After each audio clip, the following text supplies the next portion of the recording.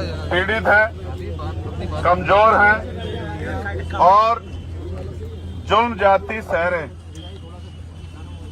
हमारे लोगों की हत्याएं की जा रही हैं, सरेआम ऐलान करके हमारे लोगों की हत्याएं की जा रही। हत्या करने के बाद लंबे समय तक न्याय तो बहुत दूर की बात है, न्याय पे चर्चा भी नहीं हो रही। मैं इसके लिए अपराधियों से ज्यादा हमारी चुप्पी को ज्यादा जरूरी मानता हूं, इसका कारण मानता हूं।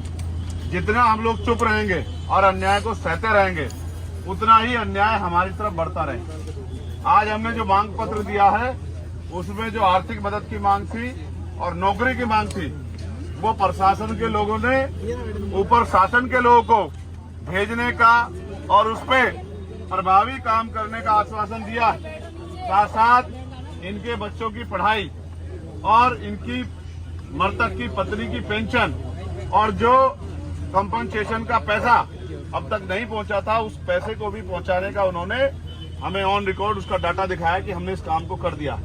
वो इनकी पत्नी की पेंशन के लिए भी हमसे, क्योंकि हमारा अधिकार है, तो वो इसके लिए सहमत है कि उनको पेंशन बनेगी और उनके बच्चों की, जब तक वो पढ़ाई करेंगे, उनके बच्चों की पढ़ाई होगी। जो आरोपी था, एक आरोपी जिसने सरेंडर किया था, उसके साथ 2 लोग और हैं, ये बात भी जानकारी में आई। उनमें से एक को गिरफ्तार कर लिया गया और एक अभी फरार है। उन्होंने हमें आश्वासन दिया है कि हम उस दोषी को भी जल्दी गिरफ्तार करेंगे और उनके अलावा भी कोई व्यक्ति शामिल होगा तो उसको भी गिरफ्तार करेंगे। ये बात अच्छी बात है कि आज आपने बड़े पैमाने पे अपना आक्रोश जाहिर किया है और अपने संख्या बल से शासन प्रशासन को ये सोचने के लिए मजबूर किया है कि अगर इस तरह से कानून व्यवस्था अप्रभावी रही, कानून व्यवस्था में को संभालने में, कानून को लागू कराने वाले लोग और कानून को पालन कराने वाले लोग अगर असफल रहे तो जन आक्रोश बढ़ेगा। लेकिन मेरा आपसे भी ये कहना है कि आप भी संगठित रहो, आप भी संगठित रहो। जब तक आप संगठित नहीं रहोगे और समाज को साथ लेकर नहीं चलोगे, तब तक मुझे नहीं लगता कि ये हत्याएं बंद हो सकती हैं। हत्या होने के बाद वो आरोपी जेल चला जाए या उसको फांसी की सजा हो जाए, लेकिन उस परिवार का क्या, जिस परिवार से कमाने वाला चला गया है, जिस परिवार का सहारा चला गया है। ये जो माँ बाप यहाँ बैठे हैं, ये इस उम्मीद से बैठे हैं कि इनके बारे में सोचा जाए, लेकिन आप जानते हो शासन सत्ता उनकी है और उनकी शासन सत्ता में हमारे लोगों की हत्या की छूट मिली हुई है, तो हम क्या करें।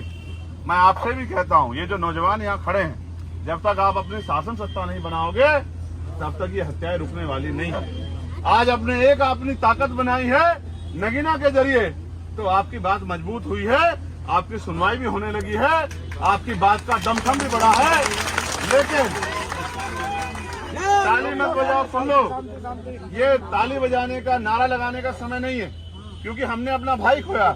एक नहीं, कई भाई को, एक और बहन बैठी है जिसके 3 बच्चे हैं, वो भी उम्मीद लगा के बैठी है कि भाई चंद्रशेखर आएंगे, मुझे न्याय दिलाएंगे। माननीय मंत्री जी और तमाम लोग, हमारे जिला संगठन के लोग, हमारे मंडल के लोग लगातार इस लड़ाई को लड़ रहे हैं। प्रदेश के लोग भी लगातार इसमें सहयोग कर रहे हैं। लेकिन आप ये सोचो, क्या हम इनको पूर्णतः बंद नहीं करा सकते कि हत्या हो ही नहीं, किसी बहन बेटी का अपमान हो ही नहीं, किसी गरीब को बेइज्जत किया ही नहीं जाए? क्या तार की बाड़ लगाकर लोगों की हत्याएं जो की जा रही है ये बंद हो जाए?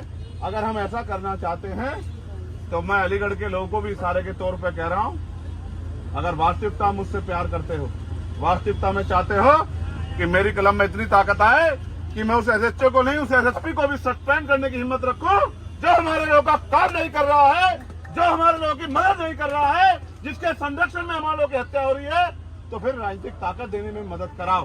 खैर का उपचुनाव आ गया है, मेरे नौजवान साथियों, आज से ही अपनी ताकत बनाने के लिए लगो।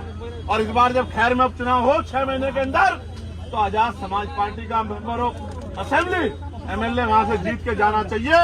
यही इस परिवार को सच्ची श्रद्धांजलि होगी और यही हमारी ताकत का बनने का काम यहाँ शुरू होगा। और जैसे हमारी ताकत यहाँ बनेगी, ये गुंडे घरों में घुस जाएंगे, ये गुंडे क्षेत्र छोड़ के भाग जाएंगे, ये गुंडे घरों में दुबक जाएंगे और गुंडागर्दी इनकी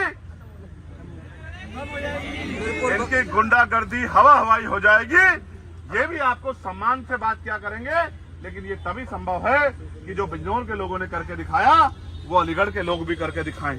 ये अलीगढ़, इसका इतना बड़ा नाम है और मुझे गर्व महसूस होता है कि यहाँ इतना मान सम्मान आप लोगों ने कमाया है, लेकिन यहाँ इतना बड़ा जुल्म हो रहा है, तो ये चिंता का विषय है और इस चिंता को आपको मुझे समझना पड़ेगा। सिर्फ नारा लगाने से या मोटरसाइकिल दौड़ाने से काम नहीं चलेगा। बिना राजनीतिक शक्ति के हम इनका मुकाबला नहीं कर सकते।